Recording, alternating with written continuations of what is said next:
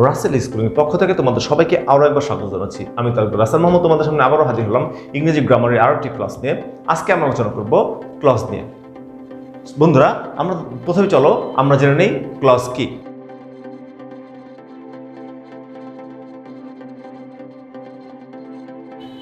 Clause হচ্ছে বাক্যের একটি অংশ যার মধ্যে একটি সাবজেক্ট এবং একটি ফাইনাল ভার্ব থাকে।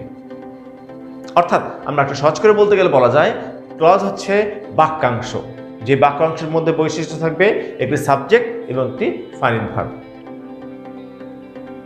তার মানে হচ্ছে কি, ক্লজ হচ্ছে group of words that has a subject and a final verb. অর্থাৎ the group of words which has a subject and a final verb is called clause. তাই চলো আমরা একটা উদাহরণের মাধ্যমে জেনে নিই। I am happy. সেকেন্ড উদাহরণটি খেয়াল করে দেখো, শি ভিজিটস মি।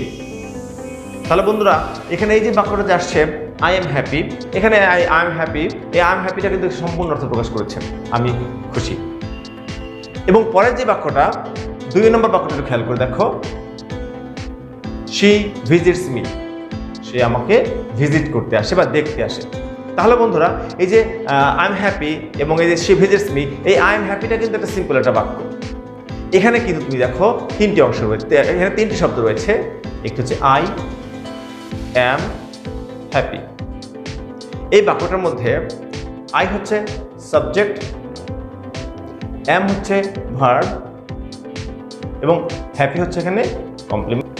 তাহলে বন্ধুরা, আমরা এখানে পাচ্ছি তিনটি অংশ, সাবজেক্ট, ভার্ব আর কমপ্লিমেন্ট। দ্বিতীয় উদাহরণটি খেয়াল করে দেখো, she visits me. She visits me, এই বাক্যতে তিনটা অপশন রয়েছে, তিনটা অংশ রয়েছে, তিনটা শব্দ রয়েছে, শি ভিজিটস এবং মি। সে আমাকে দেখতে আসে। এখানে দেখো শি হচ্ছে সাবজেক্ট, ভিজিটস হচ্ছে একটা ভার্ব, মি হচ্ছে অবজেক্ট। তাহলে আমি একটু আগে বলেছি ক্লজ হচ্ছে কি, ক্লজ হচ্ছে বাক্যের একটি অংশ যার মধ্যে একটি সাবজেক্ট এবং একটি ফাইনাল ভার্ব থাকবে। সাবজেক্ট আমরা জানি যে কাজ করে অথবা যার সম্পর্কে কোনো কিছু বলা হয়। ফাইনাল ভার্বটা কি? ফাইনাল ভার্ব হচ্ছে সেই ভার্ব যেই ভার্বটা দ্বারা বক্তার মনের ভাবটা সম্পূর্ণরূপে প্রকাশিত হয়, প্রকাশ পায়, সমাপিকা ক্রিয়া। তাহলে আমরা যদি এখানে প্রথম বাক্যটার দিকে খেয়াল করে দেখো, প্রথম বাক্যটা যদি দেখি যে আই এম হ্যাপি, এখানে আই এম হ্যাপি এই অংশটুকুর মধ্যে খেয়াল করে দেখো বন্ধুরা, এটা কিন্তু টোটালি একটা বাক্য। তো আমরা বলছিলাম ক্লজ কিন্তু হবে কি বাক্যের অংশ। যখন এই আই এম হ্যাপি এবং শি ভিজিটস মি, এই দুইটা অংশ নিয়ে যখন আমি একটা বৃহৎ বাক্য তৈরি করবো, কমপ্লেক্স সেন্টেন্স বা কম্পাউন্ড সেন্টেন্সগুলোকে তৈরি করবো, তখন তুমি দেখো ব্যাপারটা কি হয়, যে I am happy when she visits me. তাহলে এই বাক্যটা দিকে খেয়াল করে দেখো, এই বাক্যে আমরা কিন্তু দুটো অংশ পেয়েছি, I am happy, she visits me. তাহলে এই যে আই এম হ্যাপি এর সাথে শি ভিজিটস মি আমরা যে দুইটা বাক্য যুক্ত করেছি, যুক্ত করার ক্ষেত্রে দেখো আমি এখানে একটা এক্সট্রা একটা কনজাংশন ইউজ করেছি, সেটা হচ্ছে কি ওয়েন। তাহলে বন্ধুরা, এই I am happy when she visits me, এই টোটালটা হয়ে গেল কি একটি কমপ্লেক্স সেন্টেন্স। এখন আমরা এই কমপ্লেক্স সেন্টেন্সের মধ্যে ক্লজটাকে সেটা বোঝার চেষ্টা করবো। So I am happy when she visits me, এই অংশটুকুর মধ্যে আমরা চলো ক্লজটাকে দেখে আসি। একটু খেয়াল করে দেখো, এখানে আমি যদি বলি আই এম হ্যাপি, আবার হোয়েন শি ভিজিটস মি, যখন সে আমাকে দেখতে আসে। তাহলে এই যে আই এম হ্যাপি এই অংশটুকুর মধ্যে দেখো আই হচ্ছে সাবজেক্ট, হ্যাপি হচ্ছে, আর অ্যাম হচ্ছে কি একটা ফাইনাল ভার্ব। ঠিক একইভাবে পরের অংশটুকু দেখো, হোয়েন শি ভিজিটস মি, এই হোয়েন শি ভিজিটস মি, এই হোয়েন শি ভিজিটস মির মধ্যে আমরা কি পাচ্ছি, আমরা হোয়েন পাচ্ছি একটা ক্লজ মার্কার হিসেবে, দ্যাট মিনস কনজাংশন হিসেবে। আমরা এখানে শি পেয়েছি সাবজেক্ট, ভিজিটস পেয়েছি এখানে ফাইনাল ভার্ব। তাহলে আমাদের কিন্তু এই যে she visits me, when she visits me, এটা কিন্তু একটা ক্লজ। কারণ হোয়েন শি ভিজিটস মির মধ্যে আমি সাবজেক্ট পেয়েছি শি, ফাইনাল ভার্ব পেয়েছি কি ভিজিটস। ঠিক একইভাবে আই এম হ্যাপি এই অংশটুকুর মধ্যে আই হচ্ছে সাবজেক্ট, এম হচ্ছে একটা ফাইনাল ভার্ব। তাহলে বন্ধুরা, আশা করি আমরা ক্লজটাকে বুঝতে পেরেছি। ক্লজের বৈশিষ্ট্যগুলো কি?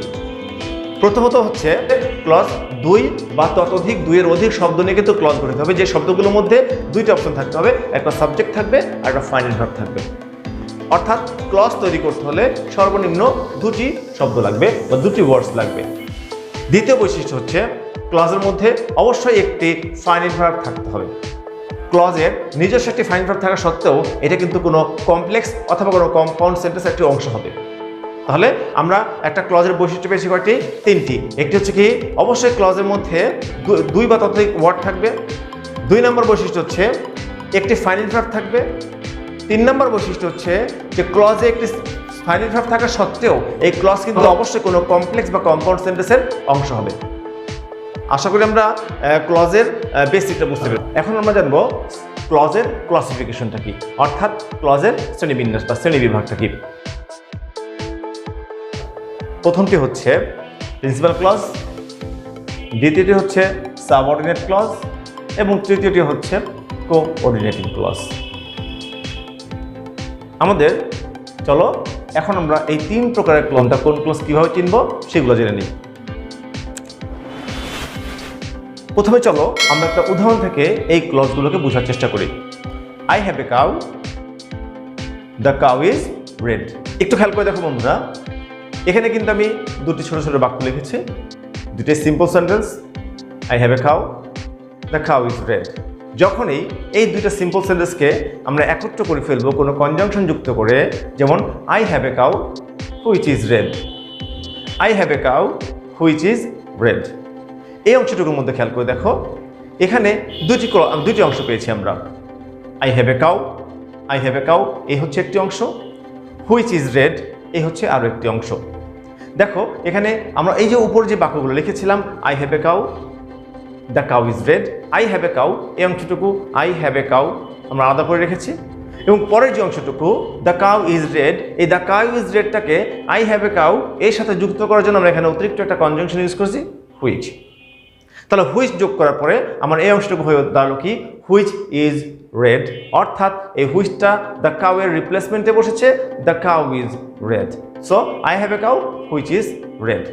তো এই অংশটুকুর মধ্যে খেয়াল করে দেখবা, আমি যদি বলি আই হ্যাভ এ কাউ, আমি এটাকে যদি আলাদা করে লিখি আই হ্যাভ এ কাউ, দেখো আই হ্যাভ এ কাউ আমার একটি গরু আছে, এটা কিন্তু একটি স্বাধীনভাবে অর্থ প্রকাশ করতেছে। অর্থাৎ এটা অর্থ প্রকাশ করার জন্য ওই পরের যে অংশটুকু হুইচ ইজ রেড, সেই হুইচ ইজ রেডের কিন্তু কোনো সহায়তা নেই। হুইচ ইজ রেডের সহায়তা ছাড়াই কিন্তু আই হ্যাভ এ কাউ পরিপূর্ণভাবে অর্থ প্রকাশ করতেছে। এবং এই অংশটুকুর মধ্যে কি আছে দেখো, আই হচ্ছে সাবজেক্ট, হ্যাভ হচ্ছে একটা ফাইনাইট ভার্ব, অর্থাৎ আমি কিন্তু এখানে সাবজেক্ট এবং ফাইনাইট ভার্ব পেয়েছি। একইভাবে 2 নম্বর অংশটুকু দেখো, হুইচ ইজ রেড। আমি যদি এই যে হুইচ ইজ রেড এতটুকু ওকে আলাদা করি, এতটুকুর অর্থ করতে চাই, তাহলে কি হয়, হুইচ ইজ রেড যাহা হয় লাল বা যাহা লাল, যেটি লাল। That means I have a cow which is red, আমার একটি গরু আছে যেটি লাল রঙের, লাল বর্ণের। সো হুইচ ইজ রেডকে আমি যদি আলাদা করে লিখি হুইচ ইজ রেড, তার অর্থ হয় কি, যাহা হয় লাল। তাহলে বন্ধুরা একটু খেয়াল করে দেখো, আমি কিন্তু তাহলে যা লাল রঙের, যা লাল বর্ণের বা যাহা হয় লাল, এটা কিন্তু সম্পূর্ণ অর্থ প্রকাশ করে না। তো এই যে যাহা হয় লাল, এটাকে সম্পূর্ণরূপে অর্থ প্রকাশ করতে হলে আমাকে কি করতে হচ্ছে, আমাকে আই হ্যাভ এ কাউ এই অংশটুকু কিন্তু বলতে হচ্ছে, বা এই অংশটুকু কিন্তু প্রয়োজন হচ্ছে। তাহলে একটু খেয়াল করে দেখো যে আই হ্যাভ এ কাউ আমার কোনো কিছু অন্য কোনো ক্লজে, অন্য কোনো বাক্যের অন্য কোনো অংশের সহায়তা ছাড়া কিন্তু স্বাধীনভাবে অর্থ প্রকাশ করেছে। কিন্তু হুইচ ইজ রেড যাহা হয় লাল, এটা কিন্তু ওই আই হ্যাভ এ কাউ ছাড়া কিন্তু স্বাধীনভাবে অর্থ প্রকাশ করতে পারতেছে না। তাহলে বন্ধুরা এই যে ক্লজ দুটো আমরা পেয়েছি এই বাক্যটার মধ্যে, যে আই হ্যাভ এ কাউ, এটা কি হচ্ছে স্বাধীনভাবে মনের প্রকাশ করতে পারতেছে, এটা কিন্তু অন্য কোনো ক্লজের সহায়তা ছাড়া নিজে স্বাধীনভাবে অর্থ প্রকাশ করতে পারতেছে। তাই এই ক্লজটার নাম হচ্ছে প্রিন্সিপাল ক্লজ বা ইন্ডিপেন্ডেন্ট ক্লজ অথবা মেইন ক্লজ। এবং হুইচ ইজ রেড, এটা যেহেতু এই যে আই হ্যাভ এ কাউ এর অর্থ ছাড়া, এর সাহায্য ছাড়া অর্থ প্রকাশ করতে পারতেছে না, তাই কিন্তু হুইচ ইজ রেড এটা কিন্তু আই হ্যাভ এ কাউ এর অধীনস্থ বাক্য। তাই আমরা এটাকে বলি কি, সাবঅর্ডিনেট ক্লজ। অর্থাৎ আমরা এখানে জানলাম বন্ধুরা, সাবঅর্ডিনেট ক্লজ হচ্ছে ওই ক্লজ যেই ক্লজটা হচ্ছে প্রিন্সিপাল ক্লজের সহায়তা নিয়ে অর্থ প্রকাশ করে, যেটা স্বাধীনভাবে কোনো অর্থ প্রকাশ করতে পারে না। তাহলে আমরা এখান থেকে কি জানলাম, আমরা প্রিন্সিপাল ক্লজ জেনেছি, আমরা কিন্তু এখানে সাবঅর্ডিনেট ক্লজগুলো জেনে গিয়েছি। বন্ধুরা প্রিন্সিপাল ক্লজে কিন্তু ক্লাসিফিকেশন নেই, কিন্তু সাবঅর্ডিনেট ক্লজগুলো কিন্তু আবার 3টি ভাগে ভাগ করা হয়েছে। একটি হচ্ছে নাউন ক্লজ, অ্যাডজেক্টিভ ক্লজ এবং অ্যাডভার্ব ক্লজ। তাহলে সাবঅর্ডিনেট ক্লজ কয় প্রকার আমরা পেয়েছি, 3 প্রকার, নাউন ক্লজ, অ্যাডজেক্টিভ ক্লজ এবং অ্যাডভার্ব ক্লজ। আজকে আমরা এই ক্লাসে আমরা কিন্তু ক্লজের বেসিকটা আলোচনা করতেছি, ক্লজের সংজ্ঞা, ক্লজের শ্রেণী বিভাগগুলো আমরা ভালো করে বুঝতেছি। আমরা এই যে সাবঅর্ডিনেট ক্লজের যে 3টা শ্রেণী বিভাগ, নাউন ক্লজ, অ্যাডজেক্টিভ ক্লজ এবং অ্যাডভার্বিয়াল ক্লজ, এই ক্লজগুলো নিয়ে আমরা কিন্তু পরবর্তীতে একটি ভিডিও আপলোড করব। আশা করি সেই ভিডিও দেখলে তোমাদের ক্লজ সম্পর্কে আর কোনো প্রশ্ন থাকবে। চলো আমরা আরো কয়েকটি উদাহরণ থেকে আমরা সাবঅর্ডিনেট ক্লজ এবং প্রিন্সিপাল ক্লজগুলোকে বোঝার চেষ্টা করি। তো এই সময় বট হ্যাপেন্ড হুইচ ওয়াজ কস্টলি, এই হুইচ ওয়াজ কস্টলি আমি এটা যদি লিখি হুইচ ওয়াজ কস্টলি, যাহা ছিল মূল্যবান, তাহলে বন্ধুরা যাহা ছিল মূল্যবান যদি আমি বলি তাহলে কিন্তু এটা কিন্তু আমার কোনো বক্তা কিন্তু বুঝতে পারবে না আমি কি সম্পর্কে বলতেছি। তাহলে এই যাহা ছিল মূল্যবান এটার অর্থটা প্রকাশ করার জন্য আমাকে কি করতে হচ্ছে, সুমি বট পেন পেন্সিল এই অংশটুকুকে আনতে হচ্ছে। তাই এখানে হুইচ ওয়াজ কস্টলি এটা কিন্তু একটা সাবঅর্ডিনেট ক্লজ অথবা ডিপেন্ডেন্ট ক্লজ। একইভাবে চলো আমরা আরো একটি উদাহরণ খেয়াল করি। She was so weak that she could not walk. She was so weak that she couldn't walk. তাহলে একটু খেয়াল করে দেখবা এই অংশটুকুর মধ্যে আমরা কিন্তু দুইটা অংশ পেয়েছি।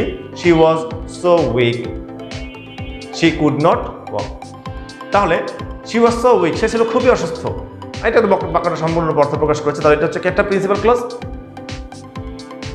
So that she could not walk, সে হাঁটতে পারে নাই। That she could not walk, যে সে হাঁটতে পারে নাই। যে সে হাঁটতে পারে নাই কিন্তু এখানে আমরা সম্পূর্ণরূপে অর্থ প্রকাশ করে না, আমাদের জানার আগ্রহ থেকে যায়। তাহলে that she could not walk এই অংশটুকু কিন্তু একটা সাবঅর্ডিনেট ক্লজ। তাহলে আমরা বন্ধুরা আমরা জানতে পারলাম যে প্রিন্সিপাল ক্লজ এবং সাবঅর্ডিনেট ক্লজের মধ্যে পার্থক্যটা হচ্ছে, প্রধান যে পার্থক্যটা সেটা হচ্ছে প্রিন্সিপাল ক্লজটা বাক্যে স্বাধীনভাবে অর্থ প্রকাশ করতে পারে এবং এটা কিন্তু কারোর উপর নির্ভরশীল নয়, আর সাবঅর্ডিনেট ক্লজটা কিন্তু প্রিন্সিপাল ক্লজের উপর নির্ভরশীল। অর্থাৎ প্রিন্সিপাল ক্লজ না থাকলে সাবঅর্ডিনেট ক্লজ কিন্তু সম্পূর্ণরূপে পরিপূর্ণভাবে অর্থ প্রকাশ করতে পারে না। তো চলো আমরা এখন 3 নম্বর ক্লজটা জেনে আসি, কোঅর্ডিনেট ক্লজ। দেখো কোঅর্ডিনেট ক্লজটা কিন্তু সাধারণত 2টি প্রিন্সিপাল ক্লজ নিয়েই গঠিত হয়। অর্থাৎ আমাদের কিছু কনজাংশন রয়েছে, যে কনজাংশনগুলোকে আমরা বলি কি কোঅর্ডিনেটিং কনজাংশন। একটু খেয়াল করে দেখো কনজাংশনগুলোকে আমরা সংক্ষেপে লিখতে হয় ফ্যান, ভয়েস, ফর, অ্যান্ড, নর, বাট, অর, ইয়েট, সো। এই কনজাংশনগুলো যখন 2টা প্রিন্সিপাল ক্লজকে যুক্ত করে তখন ওই সেন্টেন্সটা হয়ে যায় একটা কম্পাউন্ড সেন্টেন্স এবং সেই সেন্টেন্সে যে 2টা ক্লজ থাকে সেই ক্লজগুলোকে আমরা সেপারেটলি আমরা সেই ক্লজগুলোকে বলি হচ্ছে কি কোঅর্ডিনেট ক্লজ। বন্ধুরা দেখো চলো আমরা এখন কোঅর্ডিনেটিং কনজাংশনকে 2টা উদাহরণের মাধ্যমে খেয়াল করি। She came here, she new everything. তাহলে এই 2টা বাক্যকে আমি যে একটা ফ্যান ভয়েস, দ্যাট মিনস আমি কোঅর্ডিনেটিং কনজাংশন ফর, অ্যান্ড, নর, বাট, অর, সো এখান থেকে যে কোনো একটাতে যদি আমি এটাকে যুক্ত করে বাক্যটাকে এরকম তৈরি করি, she came here and new everything. She came here and new everything, সেখানে আসলো সব কিছু জানলো। তাহলে এখানে একটু খেয়াল করে দেখবা এই যে she came here and new everything, এখানে শি কেম হিয়ার, এই যে শি কেম হিয়ার এটাকে আমি যদি আলাদা করে লিখি এটা কিন্তু সম্পূর্ণ অর্থ প্রকাশ করতেছে যে সে এখানে আসছিল। And she new everything, and she new everything মানে কি শি নিউ এভরিথিং এই অংশটুকু কিন্তু এখানে কি করছে সম্পূর্ণরূপে অর্থ প্রকাশ করছে। তাহলে বন্ধুরা আমরা আশা করি কোঅর্ডিনেটিং কনজাংশনগুলো ব্যবহার করে যে কোঅর্ডিনেট ক্লজগুলোকে তৈরি করা হয় আমরা সেই কোঅর্ডিনেট ক্লজগুলো কিন্তু বুঝতে পেরেছি। বন্ধুরা যারা আমার এই ক্লাসটি সম্পূর্ণরূপে দেখছো আশা করি ক্লজ সম্পর্কে তাদের একটা প্রাথমিক ধারণা হয়েছে। তো আমরা এই ক্লজ সম্পর্কে প্রাথমিক ধারণা অর্জন করার পরেই আমরা কিন্তু ক্লজের ব্যবহারগুলো আমাদেরকে শিখতে হবে। আমাদের সাবঅর্ডিনেট ক্লজের শ্রেণী বিভাগ কিন্তু আমরা পেয়েছি, সেগুলো কিন্তু বিভিন্ন পরীক্ষাতে আসে, আমরা সেগুলো পরবর্তী ভিডিওতে আমরা রাখবো। আশা করি আমাদের সেই ভিডিওটা তোমরা দেখবে। আর যারা এখন পর্যন্ত আমার চ্যানেলটাকে সাবস্ক্রাইব করো নাই অবশ্যই আমার চ্যানেলটাকে সাবস্ক্রাইব করে পাশে থাকছে। খুদা হাফেজ।